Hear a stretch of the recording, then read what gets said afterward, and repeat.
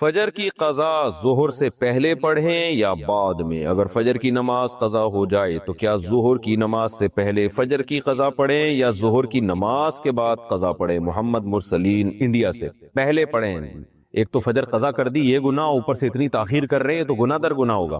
حدیث میں آتا ہے من نام عن صلاۃ او نسیھا فلیصلیھا اذا ذکرھا فإن ذلک وقتھا۔ صحیح حدیث ہے، آپ صلی اللہ علیہ وسلم نے فرمایا کسی کی آنکھ نہ کھلے نماز میں یا بھول جائے تو جیسے ہی یاد آئے یا جیسے ہی جاگ آئے فوراً نماز پڑھے وہ، اور یہی پھر اس کا وقت ہوگا۔ تو اس میں تاخیر کرنا ٹھیک عمل نہیں ہے، تو ظہر تک بھی ڈیلے نہ کریں اس کو، یہ بھی غلط ہے۔ قضا نمازیں کس طرح پڑھیں؟ قضا نمازیں کس طرح پڑھنی چاہیے؟ کیا ان کی پانچوں نمازیں اکٹھے ایک وقت میں پڑھ سکتے ہیں؟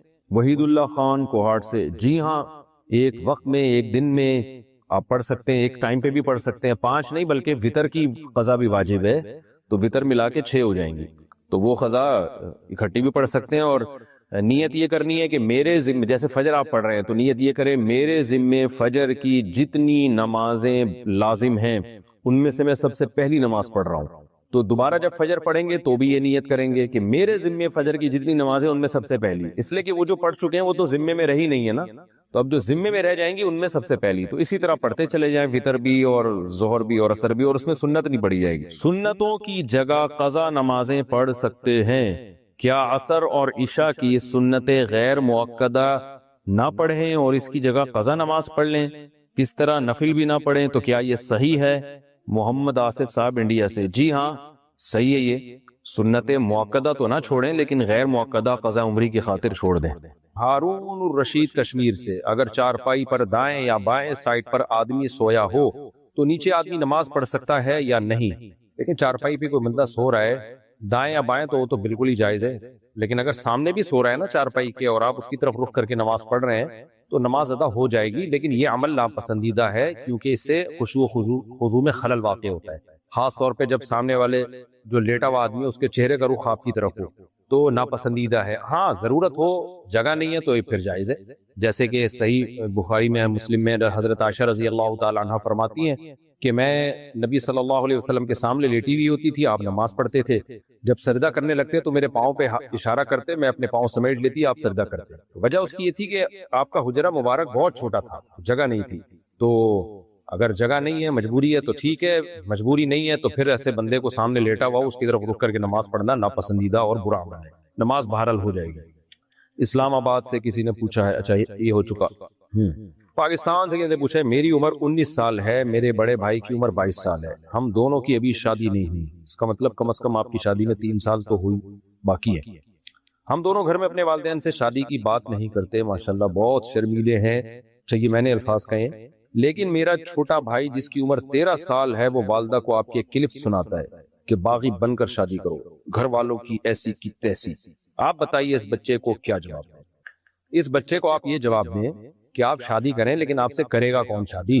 شادی یک طرفہ کام نہیں ہے، یک طرفہ کام ہوتی نا لڑکی والوں کی رضا کے بغیر بھی ہو جاتی تو 4 بیویاں ہوتی ہر آدمی کی، اور شادیاں بھی بہت اپر لیول کے خاندانوں میں کی بھی ہوتی، تو 13 سال کے لڑکے کو دے گا کوئی نہیں شادی رشتہ؟ آج کل 23 سال کے کو نہیں دیتے، 33 سال کو نہیں دیتے، جب تک وہ کما نہ رہا ہو تو وہ دے گا کون؟ مسئلہ یہ ہے نا، تو اس لیے باتیں کرنے پر گورنمنٹ کی طرف سے کوئی پابندی نہیں ہے۔ جب وہ والدہ کو کلپ سنایا کرے تو والدہ کو چاہیے میرا والا یہ کلپ سنا دے ان کو، تو کلپ کا مقابلہ کلپ سے ہی کیا کریں آپ لوگ، ٹھیک ہے نا؟ تو 13 سال کے لڑکے کو کوئی دے گا نہیں اپنی بیٹی، کیونکہ وہ کما نہیں رہا ہے اور ظاہر ہے بالغ بھی نہیں ہوا ہوگا 13 سال میں، میرا خیال ہے بالغ 14-15 سال کی عمر میں جا کے بندہ بالغ ہوتا ہے، تو والدہ کو کلپ سنائے تو یہ میرا والا کلپ اس کو دے دیا کریں، یہ والا کلپ سنا دے۔ باقی اگر کوئی بالغ ہو رہا ہے اور کما رہا ہے، وہ بیوی کو اپنے خرچے پہ پال سکتا ہے، پھر ماں باپ کو شادی سے روکنے کا حق نہیں ہے، یہ تو شرعی مسئلہ ہے، پھر وہ کر سکتا ہے شادی۔ ہاں ماں باپ یہ بتائیں بیٹا یہاں کرو یہاں نہیں کرو، لیکن کرو ہی نہیں، یہ پھر یہ اتنے اللہ نے ماں باپ کے حقوق کی ایک لمٹ رکھی ہے نا اس کی، تو یہ تھوڑی کہ ہر چیز میں ہی ان کو زبردستی کی اجازت اللہ نے دی ہو۔ تو اگر لڑکا بالغ ہو گیا ہے اور سیپریٹ گھر دے سکتا ہے ماں باپ سے ہٹ کے اور کما رہا ہے، بیوی کو کھلا سکتا ہے اور اس کو رشتہ بھی مل گیا ہو، تو پھر ماں باپ اس کو زبردستی شادی سے نہیں روک سکتے۔ لیکن 13 سال کے بچے صرف باتیں ہی کر سکتے ہیں، انہیں کوئی بیٹی دے گا نہیں، کما نہیں رہے ہیں، اور اگر کما بھی رہے ہو بالفرض کوئی، تو لڑکی والے 100 باتیں سوچتے ہیں کہ بھائی یہ پال بھی رکھ بھی پائے گا ہماری بچی کو؟ نہیں رکھ پائے گا جب تک ماں باپ سپورٹ نہیں کرتے، تو کیسے یعنی سسرال والے گود ہی لیں گے اس کو 13 سال کے بچے کو۔ خیر جی، عبداللہ صاحب کہتے ہیں علی گڑھ سے، حج کرنے والے کو حاجی کہتے ہیں، اس طرح عمرہ کرنے والے کو کیا کہتے ہیں؟ عمرہ کرنے والا کہتے ہیں، آپ بھی یہی کہا کریں۔ معتمر کہتے ہیں عربی میں، لیکن یہ لفظ استعمال نہیں ہوتا تو چھوڑ دیں، کچھ نہیں کہیں۔ ویسے ہی شو بازی آج کل بہت ہیں، عمرہ کیا اللہ کے لیے کیا، بس کر کے آؤ، اپنے باقی کے ایکٹیویٹیز میں مشغول ہو جاؤ۔ عصر کی نماز کے بعد سجدہ کر سکتے ہیں؟ جی، سجدہ تلاوت اگر ہے تو کر سکتے ہیں عصر کی نماز کے بعد۔ مفتی صاحب، دو بہنوں کا ایک ساتھ کلوز ہو کر سونا کیسا ہے؟ اگر وہ بالغ ہو گئی ہیں تو پھر بالکل کلوز ہو کے سونا ان کا جائز نہیں ہے، اس میں بہت سارے فتنے اور فسادات کا اندیشہ ہے۔ تو طالب علمی کے زمانے میں شادی کرنا کیسا ہے؟ بالکل شریعت میں ترغیب ہے نوجوانوں کو نکاح کرنے کی، اس میں کوئی فرق نہیں ہے کہ طالب علم ہو یا طالب علم نہ ہو۔ البتہ یہ ضرور ہے کہ جب آپ شادی کریں گے تو اگر ماں باپ کے خرچے پہ کریں گے تو ماں باپ کا راضی ہونا ضروری ہے، کیونکہ ماں باپ آپ کو شادی سے روک تو نہیں سکتے، لیکن ماں باپ یہ کہہ سکتے ہیں کہ تمہاری شادی پہ ہم پہ خرچہ لازم نہیں ہے، تو ماں باپ کو یہ رائٹ ہے، وہ کہیں بھائی ہم خرچہ ہم نہیں کریں گے، تو پھر آپ کو دے گا کون؟ سوال پیدا ہوتا ہے نا۔ تو اس لیے اگر آپ طالب علمی کے دور میں کما رہے ہیں، کچھ بیوی کا انتظام کر سکتے ہیں اور رشتہ بھی مل جائے تو پھر کر لیں آپ۔ اور اگر انتظام ہی نہیں ہو رہا، لڑکی والے کہہ رہے ہیں آپ کما نہیں رہے ہو، یا آپ کو پتا ہے کہ میں لڑکی کو لے تو آؤں گا گھر میں لیکن میں کھلاؤں گا کہاں سے اس کو، تو بھی جائز نہیں آپ کے لیے۔ تو بات طالب علم کی نہیں ہے، بات یہ ہے کہ آپ بیوی کے حقوق ادا کر سکتے ہیں یا نہیں کر سکتے۔ ادا کر سکتے ہیں تو آپ شادی کریں، ادا نہیں کر سکتے تو آپ طالب علم ہو یا نہیں ہو شادی نہیں کریں آپ، بلکہ دے گا ہی کوئی نہیں آپ کو، کرنے نہ کریں تو وہ ایک الگ بات ہے، دے گا نہیں کوئی، دے رہا ہے تو ہمیں کوئی اعتراض نہیں۔ بعض دفعہ آدمی کچھ بھی نہیں کر رہا ہوتا پھر بھی لوگ کہہ رہے ہوتے ہیں ہماری بیٹی سے شادی کر لو، کہتے ہیں میں تو کچھ نہیں کر رہا، تو وہ کہتے ہیں کوئی بات نہیں، گھر داماد بنا لیتے ہیں وہ۔ تو اگر کوئی گھر داماد کسی کو لوگ بنانے کے لیے تیار ہیں، اتنا خوش قسمت ہے کہ سسرال والے بیٹی بھی دے رہے ہوں اور خرچہ بھی دے رہے ہوں، سبحان اللہ، وہ پھر ان کا آپس کا معاملہ ہے، پھر میں بیچ میں کباب میں ہڈی کیوں بنوں بھائی؟ اچھا بھائی، لیکن علم کی وجہ سے شادی میں تاخیر کرنا نا کہ ابھی میں پڑھائی میں مشغول ہوں، یہ ٹھیک عمل نہیں ہے۔ آپ علم اللہ کے لیے حاصل کر رہے ہو، اللہ کے کو راضی کرنے کے لیے، تو پھر اللہ کی تعلیمات اور اللہ کے احکامات اور نبی کی تعلیمات یہی ہیں کہ نکاح میں تاخیر مت کرو۔ یہ گناہوں میں پڑنے کا بہرحال اندیشہ ہوتا ہے۔ پھر طالب علمی کی وجہ سے نکاح میں تاخیر کر رہا ہے تو اس کی وجہ سے لڑکیوں کے نکاح میں بھی تاخیر ہو رہی ہے، ان کا کیا قصور ہے بھائی؟ آپ کے علم کی وجہ سے اگلے کو کیوں؟ اب دیکھو جتنے طلبہ ہیں ہزاروں لاکھوں کی تعداد میں ہے نا، یہ سب شادی نہیں کرتے جب تک ہم تعلیم ہماری مکمل نہیں ہوگی، تو ان کی وجہ سے ان لڑکیوں کے رشتوں میں بھی تاخیر ہو رہی ہے، ان کی زندگیاں برباد ہو رہی ہیں۔ کیا نماز آدھی آستین کے کپڑوں میں ہو سکتی ہے؟ جی ہو سکتی ہے۔ جمعے کی نماز پارک میں پڑھنا جائز ہے یا صرف مسجد یا مصلی میں پڑھنا بہتر ہے؟ مسجد یا مصلی میں پڑھنا بہتر ہے، مسجد میں، مصلی بھی نہیں، مسجد تو پراپر۔ بچے کی پیدائش کے بعد اکثر چھوٹے بچوں کو پیلیا ہو جاتا ہے جس کو اکثر لوگ جھڑواتے بھی ہیں، کیا یہ جھڑوانا شرک ہے؟ شرک تو نہیں ہے لیکن پرلے درجے کی جہالت ہے، اور ایسی چیزوں سے ہی شرک کا اور توہم پرستی کا دروازہ کھلتا ہے۔ بچوں کو پیلیا ہو جانا نارمل ہے، اس میں کوئی جھڑوانے کی ضرورت نہیں ہے، یہ تقریباً سبھی بچوں کو ہوتا ہے۔ اس کا بہترین علاج یہ ہے کہ صبح اور شام کی دھوپ لگائیں بچے کو۔ دیکھیں اللہ نے ہمیں اتنی اولاد دی، اللہ نظر بد سے بچائے، تو ہم تو دھوپ میں رکھتے ہیں بچے، وہ سیٹ ہو جاتے ہیں۔ ڈاکٹر بھی یہی کہتے ہیں کہ صبح کی دھوپ اور شام کی دھوپ بچے کو لگائیں آپ، پیلیا ختم ہو جائے گا اس کو۔ یہ جھڑوانے والی جہالتوں سے اپنے آپ کو نکالیں، اور یہ جو کانسیپٹ بن چکا ہے نا پیلیا جھاڑے بغیر جاتے ہی نہیں ہے، یہ بالکل فضول بات ہے۔ جتنے لوگ جتنے انگریزوں کو پیلیا ہوتا ہے جھڑے بغیر ہی جاتا ہے، سعودی عرب میں جتنے عربوں کو پیلیا ہوتا ہے جھڑے بغیر ہی جاتا ہے، یہ صرف انڈیا پاکستان میں ایک عذاب آیا ہوا ہے، اور جھڑوانے والوں کے دھندے چل رہے ہیں، اس سے ان کی دکانیں چل رہی ہیں۔ اور پھر افسوس کی بات ہوتی ہے علماء بھی ایسے بے وقوفوں کو سپورٹ کر رہے ہوتے ہیں، کوئی گلے میں جوتوں کا ہاتھ ڈالا ہوا ہے، کوئی پتوں کے ہاتھ ڈالے ہوئے ہیں، اور پتے جیسے جیسے پیلے ہو رہے ہیں، پیلیا نکل رہا ہے، بڑی ڈرامے بازی ہے۔ اس لیے ہمیں نا یہ ہمارے سامنے یہ دلائل نہ دیا کریں۔ تو ہمارے خاندان میں 2 بچوں کو پیلیا ہوا تھا، جا ہی نہیں رہا تھا، سب نے کہا جھڑواؤ جھڑواؤ، ان کے والد میں ماشاءاللہ اللہ پہ توکل، اعتماد، کانفیڈنس، مجھ سے بھی مشورہ لیا، میں نے کہا نہیں جھڑواؤ، اگر جھڑوا دیا نا اور یہ ختم ہو گیا تو یہ سارا جھڑوانے پہ ڈال دیں، میں نے کہا نہیں جھڑواؤ، علاج کرو، علاج ہوا ٹھیک ہو گیا بچہ۔ اچھا بچوں کے پیلیے میں بڑوں کے پیلیے میں فرق ہوتا ہے؟ جھڑوانا تو نہ بڑوں کا ہے نہ بچوں کا ہے، لیکن ڈاکٹروں میں فرق ہوتا ہے۔ بعض دفعہ بچوں کے پیلیوں میں پیلیا ہوا، آپ اس کو جنرل فزیشین کے پاس لے گئے، وہ دوا میں وہ والی دوائیں یا اس طرح سے ٹریٹمنٹ کر رہا ہوتا ہے جو بڑوں کے پیلیے کا علاج ہے، کیونکہ ہمارا یہ تجربہ ہے۔ تو بچوں کے پیلیے کا علاج الگ ہے، بڑوں کے یرقان کا علاج، ہیپاٹائٹس کا علاج بالکل الگ ہے۔ تو اس لیے بچوں کو کوشش کی، بعض دفعہ تو جو جنرل فزیشین ہوتا ہے اس کو یہ فرق معلوم ہوتا ہے، لیکن آپ کو پتا ہے ہر جگہ اناڑی پن چل رہا ہے پاکستان میں، کیونکہ یہ بھی ہمیں تجربہ ہو چکا ہے کہ ہم علاج کرا رہے تھے بچے کا، ڈاکٹر جو جنرل فزیشین تھا وہ دوائیں وہ دے رہا تھا جو بڑوں کے پیلیے والی دوائیں ہوتی ہیں، تو پھر ہم چائلڈ اسپیشلسٹ کے پاس لے کر گئے، اس نے کہا یہ دوائیں غلط دے رہے ہیں کیونکہ یہ بڑوں کے پیلیے میں بچوں کے پیلیے میں بہت فرق ہوتا ہے۔ تو جھڑتا ورنہ دونوں کا جھڑتا بڑھتا دونوں کا نہیں ہے، علاج میں فرق ہے. اس لیے بچوں کا جب بیماری ہو نا تو بچوں کی تو اس کو چائلڈ اسپیشلسٹ ہی کو دکھایا کریں، تاکہ پہلی دفعہ میں ہی ٹریٹمنٹ میں آپ کو اعتماد ہو کہ صحیح ٹریٹمنٹ ہو رہا ہے. بچوں اور بڑوں کی بیماریوں میں بڑے فرق ہوتے ہیں بھائی، یہ دونوں ایک جیسے نہیں، ورنہ دونوں کے الگ الگ اسپیشلسٹ کیوں ہوتے. تو نماز میں ثنا ہر رکعت میں پڑھنی ہے؟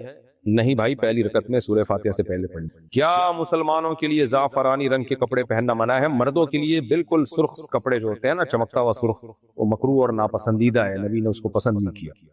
کیا منت کے روزے سنت روزوں کے ساتھ رکھ سکتے ہیں یا الگ سے رکھنے ہوں گے؟ منت کے الگ سے رکھنے ہوں گے، سنت روزے الگ سے ہیں. اور اگر سنت روزوں میں منت کے روزے کی نیت کر لی تو پھر منت کے ہوں گے، سنت والے نہیں ہوں گے.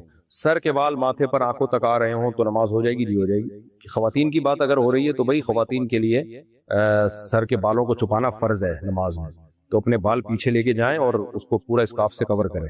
نماز میں ادھر ادھر دیکھ لیا یا غلطی سے دکھ گیا تو کیا نماز چھوٹ جائے گی؟ نہیں، دیکھنا جائز نہیں، لیکن اگر دکھ گیا غلطی سے یا غلطی سے ادھر ادھر گھما لیا تو نماز ٹوٹتی نہیں ہے اس سے. باپ نے سب بچوں کی شادی کی لیکن جب آخری بیٹی کی شادی کا وقت آیا تو نہ باپ نے اس کے سر پہ ہاتھ رکھا، نہ کوئی فرض ادا کیا، یہاں تک کہ اس کی شادی کے اخراجات بھی خود بیٹی پر پڑ گئے. ایسے باپ کے بارے میں کیا حکم ہے؟ بھائی دیکھو، جب سب بچوں کی شادی کی، سب کے سر پہ ہاتھ رکھا، تو ایک بچی کے سر پہ ہاتھ اگر نہیں رکھ رہا تو کوئی وجہ پوچھی جائے گی نا. تو نارملی تو یہ ٹھیک نہیں ہے، سب بچوں کے ساتھ برابر سلوک کرنا چاہیے. آپ کیوں ایک بیٹی کے ساتھ سوتیلا پن کر رہے ہو؟ لیکن اگر کوئی معقول ویلڈ ریزن ہے تو اب مجھے نہیں پتا، یک طرفہ بیان سن کے تو آدمی نہیں بات کر سکتا نا. باپ سے پوچھا جائے گا بھائی کیوں، کیا ناراضی ہو سکتا ہے بیٹی نے کوئی ستایا ہو ابا کو. تو میں تو ایک شرعی مسئلہ نارملی جو حکم ہے وہ بتا سکتا ہوں کہ سب بچوں کے ساتھ برابر سلوک کرنا چاہیے، لازم نہیں. لیکن اب باپ نے ایک بیٹی کے ساتھ ایسا کیوں کیا، تو ہو سکتا ہے کچھ حالات ہوں ان کے سامنے جو مجھے معلوم نہیں ہے، اس لیے میں اس پہ کوئی کمنٹ نہیں کر سکتا. مفتی صاحب یہ کیا لکھا بھائی، پتہ نہیں کیا لکھا، سندور کے بارے میں بتائیں کیا یہ جائز ہے یا نہیں؟ سندور کیا ہوتا ہے بھائی؟ یہ جو ٹیکا لگاتی ہیں عورتیں نا ماتھے پہ، ہاں دیکھیں ہندوؤں کی ایک علامت ہے، ان کے مذہب کا شعار ہے، اس لیے اس سے اجتناب لازم ہے. دھوکہ دے کر جاب حاصل کرنا حلال ہے یا حرام؟ حرام ہے، ظاہر ہے دھوکہ کوئی ثواب کا کام ہے. البتہ تنخواہ کا حلال و حرام ہونے کا تعلق اس سے نہیں ہے کہ آپ نے دھوکہ دے کے جاب کی ہے یا بغیر دھوکے کے. تنخواہ کے حلال و حرام ہونے کا تعلق اس سے کہ جاب جو آپ کر رہے ہیں وہ کام جائز ہے یا نہیں، اور ایمانداری سے کر رہے ہیں کہ نہیں کر رہے. جیسے جعلی ڈاکومنٹس بنوا کے لوگ جاب کرتے ہیں تو جعلی ڈاکومنٹس بنوانا تو جائز نہیں ہے، لیکن جاب کی جو تنخواہ ہوگی وہ بہرحال حلال رہے گی اگر آپ پابندی سے اپنی ذمہ داری پوری کر رہے ہیں. ثاقب صاحب بنگلور سے، میرا سوال ہے کہ گوگل اور یوٹیوب سے تصویر لے کر تھوڑا ایڈٹ کر کے بعد میں اپنے یوٹیوب چینل میں اپلوڈ کر کے پیسہ کما سکتے ہیں، انکم حرام تو نہیں ہوگی؟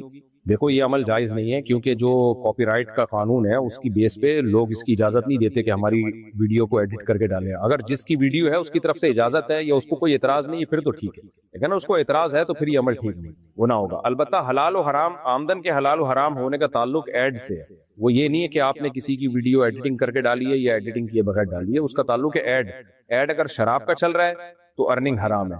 ایڈ اگر جائز چیزوں کا چل رہا ہے، شیمپو کا، صابن کا اور اسکولوں کا اشتہار چل رہا ہے تو اس کی آمدن حلال ہے. لیکن پھر بھی کچھ حلال ہونے کے باوجود بھی کچھ رقم اس میں صدقہ ضرور کریں، کیونکہ اس میں ایڈ میں لڑکیاں بھی آ رہی ہوتی ہیں تو کچھ نہ کچھ ناپاکی اس ایڈ میں شامل ہو جاتی ہے، تو اس سے اپنے مال کو پاک کرنے کے لیے کچھ رقم صدقہ کر دیا کریں، 2.5%، 5%، اتنی. انڈیا سے کسی نے پوچھا، میری امی گھر پر عدت میں ہیں، اب مجھے بمبئی جانا ہے تو میں امی کو بھی ساتھ لے کر جا سکتا ہوں کیونکہ میرا کاروبار بمبئی میں اور ابھی عدت کے صرف 5 دن ہوئے ہیں؟ نہیں بھائی صاحب، شوہر کے گھر میں ہی امی کو عدت گزارنی پڑے گی مکمل، اس سے پہلے آپ ان کو کہیں نہیں لے جا سکتے، اللہ کا حکم ہے اس کو پورا کریں. خورشید احمد سہارنپور سے، میرا بیٹا اکثر بیمار رہتا ہے، میری بیوی نے منت مانی کہ اگر بیٹا ٹھیک ہو جائے تو قربانی میں بکرا دوں گی اور اس کا گوشت مدرسے میں دوں گی، تو کیا ایک کم قیمت والے بکرے کی قیمت مدرسے میں دی جا سکتی ہے؟ قربانی ہی کرنی ہوگی. نہ قربانی نہ کریں، آپ ایک متوسط درجے کے بکرے کی قیمت وہ صدقہ کر دیں، یہ زیادہ ثواب ہے. قربانی عبادت ہے بقرعید میں، عقیقے میں اور حج کے موقع پہ، بس ان 3 دنوں کے علاوہ، ان 3 موقعوں کے علاوہ جانور ذبح کرنا اسلام میں کوئی عبادت نہیں ہے. خوب سمجھ لو، اس میں بار بار بیان کرا چکا ہوں اور میرے بیان کو لوگ غلط لے کے جا رہے ہوتے ہیں، یہ صدقے کا ہی منکر ہے. تو آپ بکرے کی جو قیمت ہے نا، درمیانے درجے کی بکرے کی قیمت، وہ آپ صدقہ کر دیں تو وہ زیادہ ثواب ہے. دعا صاحبہ کراچی سے، اگر کوئی برتن ناپاک ہو جائے تو کیا ہم کلمہ پڑھ کر پاک کر سکتے ہیں؟ بغیر کلمہ پڑھے پاک کر دیا کریں بھائی. عبد القدیر صاحب منڈی بہاؤالدین سے، میزان بینک میں مزاربت پر انویسٹمنٹ کر سکتے ہیں یا نہیں؟ ہمارے یہاں اکثر مفتی حضرات تمام بینکوں کے ساتھ اضافی لین دین کو سود قرار دیتے ہیں. کر سکتے ہیں آپ، میزان بینک یا جتنے بھی اسلامک بینک ہیں یا سودی بینکوں میں جو اسلامک ونڈوز کھل گئی ہیں تو ان کے ساتھ آپ لین دین کر سکتے ہیں, مزاربت انویسٹمنٹ بھی کر سکتے ہیں. وہ سود نہیں ہوتا, وہ باقاعدہ بزنس کرتے ہیں, نفع نقصان میں شرکت کی بیس پہ آپ کے ساتھ بزنس ہوتا ہے. مطلقہ عورت جس نے طلاق کے بعد شادی نہ کی ہو, اسے جنت میں کیا ملے گا؟ جو آخری شوہر ہوتا ہے وہ والا ملتا ہے. اب چونکہ طلاق دی ہے, ایک تو ہوتا ہے نا بیوہ عورت, بیوہ عورت کو تو وہی ملے گا جو اس کا آخری شوہر ہوگا, لیکن شوہر نے اگر طلاق دے دی تو وہ ملے گا نہیں ملے گا, اس بارے میں کوئی روایت یا کوئی حدیث میرے ذہن سے گزری نہیں ہے, اس لیے اس بارے میں خاموشی اختیار کرتا ہوں. بس اتنی بات ہے کہ عورت جو چاہے گی اس کو وہ ملے گا. اگر وہی طلاق جس نے دی ہے اسی کو چاہتی ہے تو اللہ میاں سے کہہ دینا, اللہ میاں اس کو وہ دلا دیں گے, اور اگر اس کے علاوہ کوئی اور سمجھ میں آ رہا ہے تو وہ مل جائے گا. ہر خواہش پوری ہوگی, بس ہمیں یہ پتہ ہے, تو اس لیے مجھے اس بارے میں معلومات ہے نہیں. اگر کسی کے پاس کوئی حدیث ہو, کوئی ریفرنس ہو تو وہ دے دے, تو انشاءاللہ میرے علم میں بھی اضافہ ہو جائے گا. میں نے تو دعویٰ نہیں کیا کہ سارے علوم اللہ نے مجھے اکیلے ہی کو دیے. طارق خان انڈیا سے, شادی بیاہ کی تقریب میں پٹاخے چلانا, آتش بازی وغیرہ کرنا کیسا ہے؟ کیا یہ گناہ ہے؟ اگر اصلی بندوق سے فائر کیا جائے تو کیسا ہے؟ پٹاخے تو جائز نہیں, آتش بازی بھی حرام ہے, ناجائز ہے. البتہ بندوق سے فائرنگ میں اگر کسی کو نقصان کا خطرہ نہ ہو, گورنمنٹ لا بھی اس کے خلاف نہ ہو, یعنی گورنمنٹ کی طرف سے پابندی بھی نہیں ہے, اور کہیں بھی دور دور کسی کو نقصان کا خطرہ نہیں ہے, تو حدیث میں دف بجانے کی اجازت ہے, تو ہوائی فائرنگ بھی ہو سکتی ہے. لیکن بہرحال ہم نے دیکھا ہے ہوائی فائرنگ سے بہت سے لوگوں میں حادثات ہوئے, تو اس لیے میں نے تو صرف اتنا بتایا ہے کہ اگر ہوائی فائرنگ خلاف قانون بھی نہیں ہے اور اس میں کسی نقصان کا ذرہ برابر بھی کسی کو نقصان کا اندیشہ نہیں ہے, تو پھر ہوائی فائرنگ کی گنجائش ہے. لیکن ایسا ہوتا نہیں ہے, یعنی بہت سارے واقعات ہیں ہوائی فائرنگ سے لوگوں کو نقصان ہوا ہے. بعض دفعہ سامنے گولی چل گئی, بعض دفعہ چیمبر میں گولی رہ گئی, پتہ نہیں چلا, وہ فائر ہو گیا, بارات جنازوں میں تبدیل ہو گئی, خوشیاں جو تھیں وہ مرثیوں میں تبدیل ہو گئیں. بہت ایسے واقعات سننے میں آئے ہیں. اور بعض دفعہ یہ بھی ہوتا ہے کہ جو ہوائی فائر آپ نے کیا, گولی اوپر جا کے بھی تو نیچے آتی ہے نا, وہ نیچے آ کے کسی کی کھوپڑی میں لگی ہے, اس کو زخمی کیا ہے. اس لیے اس میں نقصانات بہرحال بہت زیادہ ہیں, تو اس کو اپریشیٹ نہیں کیا جا سکتا. اس لیے ہوائی فائرنگ نہ کیا کریں, صرف دف بجانے کی گنجائش ہے. لیکن اس میں بھی آج کل لوگ اعتدال سے کام نہیں لیتے. جب دف بجاتے ہیں تو دف بھی پورا وہ موسیقی کے آلات کے ساتھ, ناچ گانے بھی, اس لیے علماء دف سے بھی منع کرتے ہیں, کیونکہ لوگوں کی لمٹ ہے ہی نہیں نا, کراس کرتے ہیں لمٹ کو, جو شرعی حدود ہے اس پہ قائم نہیں رہتے لوگ. اچھا بھائی آگے چلتے ہیں ہم. میرا شوہر کہتا ہے کہ صرف بیوی ہی بچوں کی پرورش کی ذمہ دار ہے, کیا یہ بات صحیح ہے؟ بھائی پرورش کے دونوں ذمہ دار ہیں, لیکن نیچر آف پرورش مختلف ہے. ماں کی پرورش کا طریقہ یہ ہے, اس کو دودھ پلائے, اس کے جو بھی اس کی رکھوالی ہے, بچے کو سلانا اٹھانا. باپ کی ذمہ داری وہ کما کے لائے. پھر اسی طرح تربیت تو دونوں نے مل کے کرنی ہے, یعنی اچھی باتوں کی تلقین وہ تو ماں بھی کرے گی, باپ بھی کرے گا.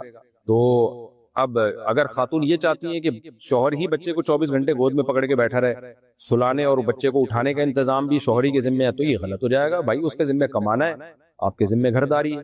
تو فلپائن میں الٹا ہوتا ہے کہ شوہر بچے پالتا ہے, بیوی کما رہی ہوتی ہے. تو کسی کے یہاں سیٹ اپ یہی چل رہا ہے, تو ایک الگ بات ہے. یہ دونوں کام تو نہیں ہو سکتے نا, کمائی بھی عورت اور پھر بچہ بھی پالے. تو کمانے کی ذمہ داری اللہ کا جو قانون ہے وہ یہ ہے کہ شوہر ہے, اور گھر میں بچے کی ذمہ داری وہ بیوی کی ذمہ ہے. شوہر کما کے لائے گا, بیگم گھر میں بچوں کو پالے گی. تو یہ طریقہ ہے اسلامی طریقہ. ہاں بالکل ہی بچوں سے دستبردار ہو جانا. بعض شوہر کیا کرتے ہیں, بیوی کا ہاتھ ہی نہیں بٹاتے, بچہ رو رہا ہے, بھائی بیوی بیچاری تھکی ہوئی ہے, تو آپ گود میں اٹھا لو یار اس کو تھوڑی دیر کے لیے, تھوڑا لے کے باہر گھوم جاؤ تاکہ اس بیچاری کو تھوڑا سا سکون ملے. بعض آدمی اس میں بڑی شدت کرتے ہیں, بس وہ اسلام کا ایک حکم کہ بچے پالنا تمہاری ذمہ داری ہے, تو میں ہاتھ بھی نہیں لگاؤں گا بچوں کو, بالکل ایسے ریزرو رہتے ہیں. تو یہ غلط ہے. یہ بچہ آپ کا بھی ہے بھائی, ٹھیک ہے, زیادہ تر تو وہی پالے گی, ماں ہی پالے گی. آپ کمانے میں اور دوسرے کاموں میں مشغول ہیں, لیکن کبھی ضرورت ہو, بچہ بعض دفعہ اتنا تنگ کرتا ہے, ماں پوری رات سو نہیں پا رہی ہوتی ہے, تو یار تھوڑا سا آپ اٹھا لو, اس ماں پہ ترس کھاؤ, تھوڑا سا آپ بچے کو لے کر آپ باہر گھوم لو تھوڑا سا, تاکہ اس کو تھوڑا سکون ملے. تو غیرت مند آدمی جو ہے اس کو چاہیے ان چیزوں میں اپنی بیوی کا ہاتھ بٹائے. بچے بھی اس سے باپ سے مانوس ہوتے ہیں کہ کبھی کبھار ابا بھی ہمیں گود میں اٹھایا کرتے تھے. یاد رہتا ہے بچوں کو, یہ سب باتیں یاد رہتی ہیں. اسما صاحبہ انڈیا سے, کیا ہیئر لیزر, کیا لکھا ہے بھائی صاحب, لیزرنگ, اچھا ہیئر لیزرنگ کروانا جائز ہے, جبکہ 2 یا 3 بار کروانے سے بال پرماننٹ ریموو ہو جاتے ہیں. خواتین کے لیے جائز ہے, غیر ضروری بال کو لیزر کے ذریعے ہمیشہ کے لیے ختم کر سکتی ہیں, غیر ضروری بال. جو اسی طرح اپر لپس وغیرہ بھی ہمیشہ کے لیے ختم کیے جا سکتے ہیں, لیکن آئی بروز بنانا یا سر کے بال کہیں سے ریموو کرنا, سر کے بال تو کوئی نہیں کرتا میرا خیال ہے, لیکن آئی بروز ہوتی ہیں تو یہ حرام ہے, ان میں ہیئر یہ جو ہے لیزرنگ کا استعمال جو ہے یہ جائز نہیں ہے. عمران صاحب, میرا USA میں گولڈ کا بزنس ہے, کیا غیر مسلم مرد حضرات کو سونا بیچنا جائز ہے؟ جائز ہے بھائی, تجارت سب سے جائز ہے بھائی صاحب. محمد فہد یو پی سے موبائل میں گیم کھیلنے سے پیسے ملتے ہیں لیکن اس میں پیسہ ہم لوگ نہیں لگاتے, صرف کھیلنے سے ملتے ہیں, کیا یہ جائز ہے؟ پیسہ آپ صراحتاً تو نہیں لگا رہے, لیکن ایسا تو نہیں ہے کہ ایپ خریدنے میں پیسہ لگتا ہو موبائل وہ گیم کی, پھر گیم جیتنے پہ وہ پیسہ ڈبل کر کے لوٹ آتا ہو, اور اگر ہار جائیں تو وہ ایپ خریدنے میں جو پیسہ لگا تھا وہ ضائع ہو جاتا ہو. اس طرح سے تو نہیں کوئی سیٹ اپ ہو رہا؟ اگر ہو رہا ہے تو اس کی ڈیٹیل مجھے بتائیں. اگر صرف اتنی بات ہے کہ آپ گیم کھیل رہے ہیں اور آپ کا کوئی پیسہ ڈوب نہیں رہا, صرف جیتنے پہ مل رہا ہے, تو پھر یہ جائز ہے. لیکن بہرحال گیموں کے ذریعے اس طرح ویڈیو گیم میں ٹائم ویسٹ کرنا اور اس کو سورس آف انکم بنانا کوئی شریف لوگوں کا کام ہے نہیں ہے, اچھا کام نہیں ہے. ہر جائز کام کرنے کا نہیں ہوتا, ٹائم ویسٹنگ والا کام ہے. اشبہ لکھا ہے, اشب لکھا ہے, پتہ نہیں کیا نام لکھا ہوا ہے. رشوت کن صورتوں میں دی جا سکتی ہے؟ رشوت سے کیسے بچا جا سکتا ہے؟ میں پچھلے 2 سال سے خاص ٹیسٹ کے لیے پڑھائی کر رہی ہوں, لیکن پچھلے سال کچھ بچوں کے والدین نے ان کو پیسوں پر پیپر لے کر دیا, جس کی وجہ سے میرا نام لسٹ میں بہت نیچے آ گیا اور میرا ایڈمیشن نہیں ہو پایا اور میرا 1 سال اور ضائع ہو گیا. کیا ایسی صورت میں پیسے دے سکتے ہیں جبکہ ہمارا حق مارا جا رہا ہو اور ہماری دن رات کی پڑھائی بیکار جا رہی ہے؟ رشوت دینا حرام ہے, لیکن اپنے جائز حق کی وصولی کے لیے جائز ہے. اگر آپ کو پتا ہے کہ میں نے رشوت نہیں دی تو میرا جو حق بنتا ہے وہ بھی نہیں ملے گا. ایسی صورت میں رشوت دینا جائز ہے, صرف لینے والے کو گناہ ہوگا, پھر دینے والے کو گناہ نہیں. انڈیا سے کسی نے پوچھا سود کا پیسہ مجبوراً رشوت دینے میں استعمال کیا جا سکتا ہے؟ نہیں, اپنے جائز حق کی وصولی کے لیے تو رشوت دینا جائز ہے. اگر آپ کو خطرہ ہو کہ رشوت نہیں دی تو آپ کا جو حق بنتا ہے وہ بھی نہیں ملے گا, تو جائز ہے. لیکن وہ سود کے پیسوں سے نہیں دے سکتے آپ. سود کے پیسے تو ثواب کی نیت کے بغیر صدقہ ہی کرنا پڑے گا, یا مسجد کے واش روم وغیرہ میں ثواب کی نیت کے بغیر لگا دیں. معراج الدین گریز کشمیر سے, اگر کوئی شخص اپنی زمین کسی کو کاش کے لیے دے, اس شرط ہے کہ آدھا حصہ میرا آدھا تیرا, یعنی جس نے کاش کیا ہے تو اس طرح کرنا جائز ہے؟ کیونکہ میں نے ڈاکٹر اسرار صاحب رحمۃ اللہ علیہ کی ایک تقریر میں سنا تھا کہ ایسا کرنا سود میں شمار ہے, برائے مہربانی رہنمائی فرمائیں. ڈاکٹر اسرار صاحب سے بہت بڑی غلطی ہوئی تھی. میں بار بار کہتا ہوں جو جس کی فیلڈ نہیں ہے تو اس سے غلطیاں ہو سکتی ہیں, تو اس میں نہ اس سے بدگمان ہونا چاہیے اور نہ ان کی بات کو فالو کرنا چاہیے. یعنی کسی ایسے شخص سے بدگمان نہیں ہونا چاہیے کیونکہ ان کی فیلڈ نہیں ہے نا. اب میں میڈیکل سائنس کی کوئی بات بتاؤں اور غلط ہو جائے تو اب یہ تو نہیں کہ لوگ کہیں یار مفتی صاحب باتیں غلط کرتے ہیں, ان کے بیان سننا چھوڑ دو. بھائی ہماری جو فیلڈ ہے اس میں ہمیں فالو کرو نا. اب جو فیلڈ نہیں ہے اس میں آپ کیوں فالو کر رہے ہو ہمیں؟ انہوں نے تو بات سنی تھی, پارسل کر دی آگے. اس کی ایک آسان مثال میں دیتا ہوں. صحیح ہے مسلم کی حدیث ہے, نبی صلی اللہ علیہ وسلم نے صحابی رسول سے فرمایا کہ تعبیر نخل مت کرو, یعنی کھجور میں نر مادہ پھولوں کو مت ملاؤ. انہوں نے نہیں ملایا, پیداوار ہی نہیں ہوئی, اتنی کم کھجوریں نکلی. تو انہوں نے نبی صلی اللہ علیہ وسلم کی خدمت میں آ کے شکایت کی کہ یا رسول اللہ آپ نے فرمایا تھا کہ کھجور میں نر مادہ بھور کو مت ملاؤ, تو ہم نے نہیں کیا, اس کو تعبیر کہتے ہیں عربی میں, تو پیداوار نہیں ہوئی. تو آپ صلی اللہ علیہ وسلم فرمایا کہ انما انا بشر مثلکم, میں تمہاری طرح کا انسان ہوں, اور میں جب تمہیں دین کے معاملے میں حکم دوں تو پھر اس کی حکم کی بجاوری تم پر لازم ہے, اور جب میں تمہاری دنیا کے معاملے میں کوئی مشورہ دوں فانتم اعلم بامور دنیاکم منی, تو فرمایا تم دنیا کے معاملات مجھ سے زیادہ بہتر جانتے ہو. تو اس لیے مطلب یہ تھا کہ جب دنیا کی باتوں میں تمہیں کوئی مشورہ دیتا ہوں تو ایز اے پیغمبر نہیں دیتا, بلکہ ایز اے بشر دیتا ہوں. میں تمہیں ایک ہیومن کی بیس پہ میں دیتا ہوں, جیسے کوئی کسی کو مشورہ دیتا ہے. لیکن آپ نے فرما دیا کہ یہ معاملات میں تم زیادہ بہتر جانتے ہو. تو دیکھیے نبی صلی اللہ علیہ وسلم جن کی اتنی بڑی شان ہے, آپ صلی اللہ علیہ وسلم نے بھی فرما دیا کہ جو دنیا کے معاملات ہیں نا وہ تم مجھ سے زیادہ بہتر جانتے ہو. اب کھیتی باڑی تو تم جانتے ہو بہتر کہ کھجور کے نر مادہ پھولوں کو ملانے سے پیداوار کم ہوگی, یہ زیادہ تمہارا تجربہ ہے. تو اگر میں نے تمہیں مشورہ دیا ہے تو تمہیں اس مشورے پر عمل کرنا لازم نہیں ہے, وہ مشورہ ہے. تو اس سے صاف پتہ چلتا ہے کہ بھئی شریعت کا ایک اصول ہے. پھر قرآن میں بھی اللہ نے یہ حکم دیا, وہ قرآن کی آیت میں بار بار لوگوں کو بتا چکا ہوں, لعلمہ الذین یستنبطونہ منہ. اللہ فرماتے ہیں جو جس چیز کے اہل ہونا اس کے بارے میں پوچھا کرو. ڈاکٹر اسرار رحمۃ اللہ علیہ 20 دفعہ کہہ چکے ہیں میں مفتی نہیں ہوں, میں پراپر عالم بھی نہیں ہوں, میں درس قرآن کا ماہر ہوں. درس قرآن میں آپ ان کے لیکچر سنیں تو انہوں نے چند مسائل میں ان سے بلنڈر ہوا ہے, بہت بڑی غلطی ہوئی ہے, مسٹیک ہوئی ہے. وہ مسٹیک ہے, ہر انسان سے ہو جاتی ہے, تو کسی سے بدگمان ہونے کی بھی اجازت نہیں ہے ہمیں. یہ چھوٹی چھوٹی مسٹیک پر, چھوٹی چھوٹی اس سینس میں کہ ان کی فیلڈ کی بات نہیں ہے نا, وہ فیلڈ اپنی فیلڈ میں مسٹیک کریں تو بڑی بات ہوتی ہے نا, ان کی فیلڈ ہی نہیں ہے تو انہوں نے کہہ دی. تو یہ میں نے بھی 2-3 دفعہ ان کے لیکچر سنے اور انہوں نے کہا یہ سود ہے. یہ تو صحابہ تابعین سے ائمہ اسلاف سے سب سے ثابت ہے کہ زمین آپ پٹے پہ دیں, مزارات پہ دیں اور زمین جو ہے جو پیداوار ہوگی آدھی تمہاری آدھی میری ہے, اس میں کوئی حرج نہیں ہے, تو جائز ہے, اس میں کوئی حرج نہیں, اس کو سود نہیں کہہ سکتے. اس میں ڈاکٹر صاحب نے کی رائے یہ ہے کہ بھائی جو زمین دینے والا ہے اس کا تو کچھ بھی نہیں جا رہا. بھائی زمین جا رہی ہے, اس کی کروڑوں روپے کی زمین ہے اس کی, آپ کسان کو یہ سہولت دے رہے ہو کہ تمہیں ہم اپنی زمین دے رہے ہیں استعمال کرنے کے لیے, تو اس میں کسان کا بھی فائدہ ہے. ورنہ کسان کیا کہاں ٹماٹر لگائے گا جا کے؟ وہ کیا کس لوگوں کی چھتوں پہ لگائے گا جا کے؟ تو کھیت میں ہی لگائے گا. یہ ایسے ہی ہے جیسے گھر آپ کا ہے، کروڑوں روپے کا آپ نے بنایا، رہتا اس میں کوئی اور ہے، تو وہ جو رہ رہا ہے وہ آپ کو اس کا پراپر فائدہ دے رہا ہے نا، آپ کو کرایہ دے رہا ہے. اب آپ کہیں آپ گھر بیٹھے کرایہ کھا رہے ہو، آپ کا تو کچھ بھی نہیں جا رہا بھائی، گھر بیٹھے نہیں کھا رہے، اپنا گھر کسی کے حوالے کر کے کرایہ کھا رہے ہیں. تو انویسٹمنٹ ایک آدمی کی ہے، نفع دوسرا اٹھا رہا ہے کرایہ دے کے. تو زمین میں بھی ایسا ہی ہے، اس میں سود کا کوئی دور دور کا عنصر نہیں ہے. زمین آپ کی ہے، کسان کو محنت کا پورا پورا بدلہ مل رہا ہے. بھائی جتنی محنت کرو گے تمہارا پروفٹ اتنا ہی زیادہ ہوگا. زمین آپ کی استعمال ہو رہی ہے. اس میں یہ کہنا کہ گھر بیٹھے کوئی پیسے کھا رہا ہے یا پروفٹ کھا رہا ہے، یہ بات ہی غلط ہے. سود بالکل ایک ڈیفرنٹ چیز ہے، اس کا اس سے کوئی تعلق نہیں. ہندوستان سے کسی نے پوچھا میری تنخواہ 85,000 کے لگ بھگ ہے، کیا میں اپنے والد سے جھوٹ بول سکتا ہوں کہ مجھے 1 یا 2,000 کم ملے ہیں تاکہ میں اسے اپنے اخراجات پہ خرچ کر سکوں؟ دیکھو اگر والد صاحب کھاتے پیتے ہیں، ان کو آپ کی تنخواہ کی ضرورت نہیں ہے اور کھاتے پیتے ہیں، سارے ان کے مصارف ان کی اپنی تنخواہ سے پورے ہو رہے ہیں، اپنی آمدن سے پورے ہو رہے ہیں، پھر بھی وہ آپ سے آپ کی پوری تنخواہ لے رہے ہیں، تو بہتر تو یہی کہ آپ دے دیں ابا کو. نبی نے فرمایا انت ومالک لابیک، یہ اخلاقی تعلیمات ہے نبی صلی اللہ علیہ وسلم کی کہ تم بھی، تمہارا مال بھی تمہارے باپ کا ہے. یہ اخلاقیات سکھائی ہیں.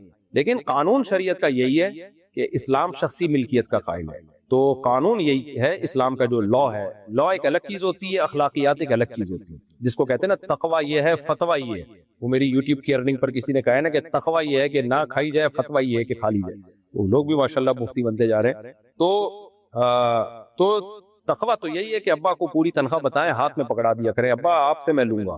لیکن بہرحال بعض دفعہ ابا بھی ایسے ہوتے ہیں، وہ بھی سارے پیسے سائڈ پہ رکھ لیتے ہیں اور پھر بچے کو پان گٹکے کے پیسے بھی نہیں دیتے. تو قانون بہرحال یہی ہے کہ آپ کی تنخواہ اگر 85,000 ہے تو آپ اس کے مکمل مالک ہیں، اور ابا اس میں سے جب لے سکتے ہیں جب ابا کو واقعتاً ضرورت ہو، ان کے اپنے پاس اتنا کچھ نہ ہو کہ اپنے ضروری خرچے وہ اٹھا سکیں. تو ایسی صورت میں پھر آپ گول مول بات کریں، جھوٹ نہ بولیں. اپنے پیسے بچانے کے لیے اگر ابا بار بار لے ہی رہے ہیں، آپ کے سارے پیسے کھا جاتے ہیں یا کچھ زیادہ ظلم ہو رہا ہے آپ کے اوپر، تو پھر گول مول بات کر لیں کہ اتنے ملیں اور اتنے بھی بعد میں ملیں گے. جھوٹ نہ بولیں، کچھ گھما دیں. آپ ٹوپی کرانا آپ جانتے ہیں کیسے کرائی جاتی ہے. تو اپنا جائز حق وصول کرنے کے لیے یا اپنے آپ کو ظلم سے بچانے کے لیے گول مول بات کی جا سکتی ہے. لیکن یہ ظلم سے بچانے کے لیے، باپ پہ ظلم ہو رہا ہے یا نہیں ہو رہا یہ مجھے نہیں پتا. ظلم کب ہوگا؟ جب ابا کے پاس اپنے پیسے ہوں، پھر بھی ابا آپ سے آپ کی تنخواہ لے کے زبردستی خرچ کر رہے ہو، اس کو ظلم کہا جائے گا. لیکن اگر ایسا نہیں ہے تو پھر یہ ظلم نہیں ہے، تو پھر آپ گول مول بات نہ کریں. بحرین سے کسی نے پوچھا میں سیکیورٹی گارڈ ہوں اور جہاں میں ڈیوٹی کرتا ہوں وہ بہت بڑی جگہ ہے، تقریباً آدھے کلومیٹر لمبائی میں. اس ایریا میں ہم تقریباً 13 سیکیورٹی گارڈ ہیں اور کچھ صفائی کا کام کرنے والے کلینرز، اور رات کی ڈیوٹی میں ہمارے ساتھ کوئی نہیں ہوتا.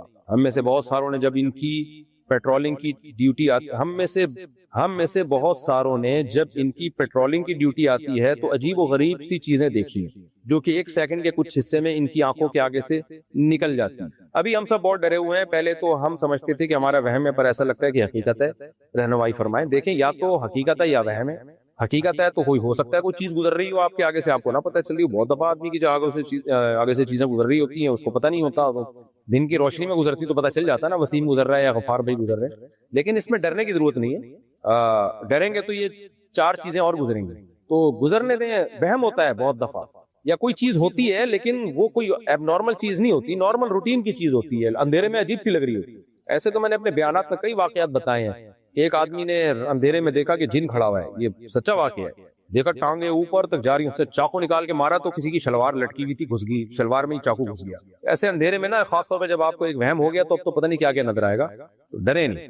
پھر بھی کوئی چیز سامنے آگے کھڑی ہو جائے تو رکھ کے چماٹ لگا دیں، آئندہ کبھی بھی نہیں آئے گی. لیکن اگر ڈر گئے یا کسی عامل کے پاس چلے گئے، او ہو بس سمجھو زندگی برباد. ساری زندگی اپنے بھی بنیان سنگھاتے رہو گے، عاملوں کو اپنی بیوی بچوں کے بھی بنیان سنگھاتے رہو گے، پھر تمہارا مقدر یہ ہوگا. تو اس لیے ڈرنا نہیں ہے اور کسی عامل کے پاس نہیں جانا. کوئی کسی سے اس کا منتر وظیفہ نہیں مانگنا. ایک صاحب کو ایسے ہی جن آ کے ڈراتا تھا نا، میرے پاس آئے، کہنے لگے یوں آتا ہے، یوں کرتا ہے اور ایسی شکل آتی ہے. میں نے کہا رکھ کے چماٹ لگا دے. تو کہہ رہے میں کانفیڈنس تھا کہ آج آئے گا تو رکھ کے لگا دوں گا، کہہ رہے اس کی بات سے آیا ہی نہیں. تو یہ بھی ہوتا ہے، آپ کے کانفیڈنس ہو جاتا ہے تو سامنے چیزیں مارکیٹ سے شارٹ ہو جاتی ہیں.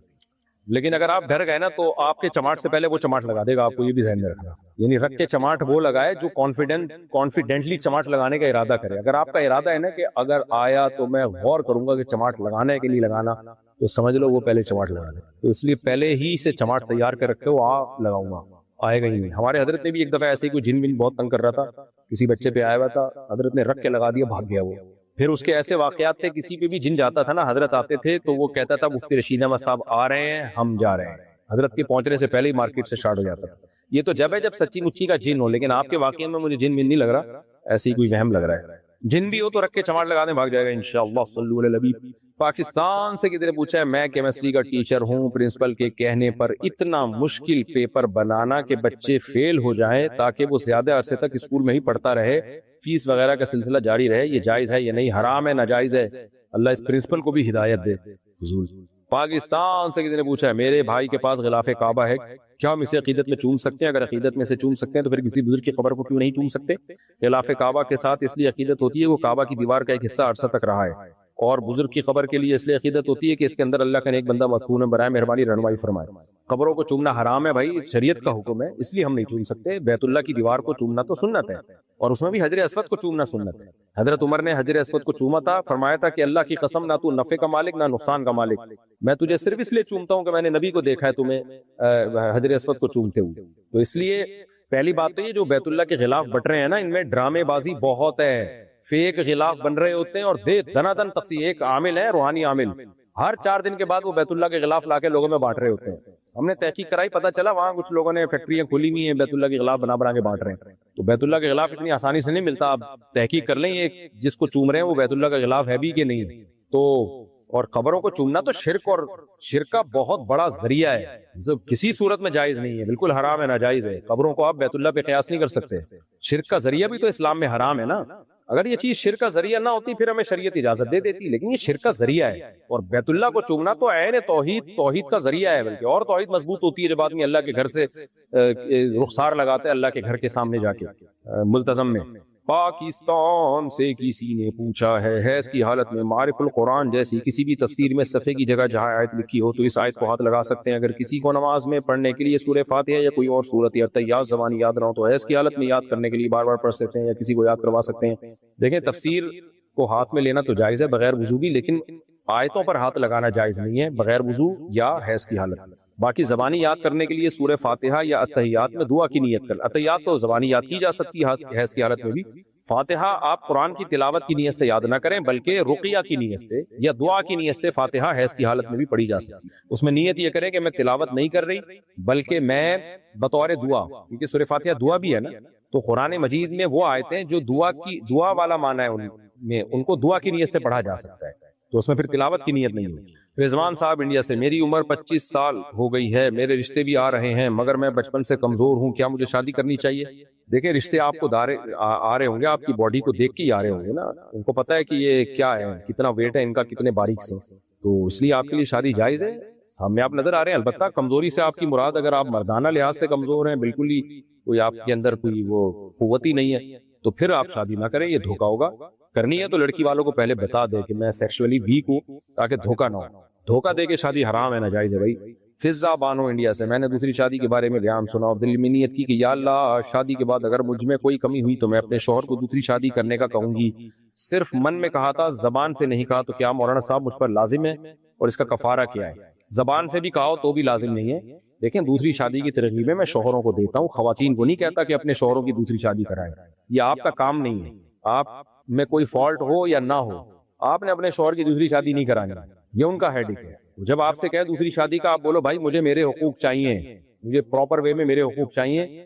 آپ کو اگر اللہ نے اجازت دی ہے تو وہ آپ جانو، اللہ جانے، مفتیان کرام جانے، مجھے میرے حقوق چاہیے. تو یہ نا یہ اپنی لمٹ کو کراس کرنے والی بات ہو جاتی ہے کہ آپ خود کہیں کہ جی آپ شادی کریں. آپ کیوں کہیں؟ یہ ان کا مسئلہ ہے، آپ کا مسئلہ تھوڑی ہے. اس سے نقصان آپ کو ہوگا. کل بار بار جب بھی مسائل تو ہوتے ہیں 2 شادیوں کے بعد، جب بھی مسائل کھڑے ہوں گے بولیں گے تم نہیں تو بولا تھا کر لو، تم نہیں تو بولا تھا.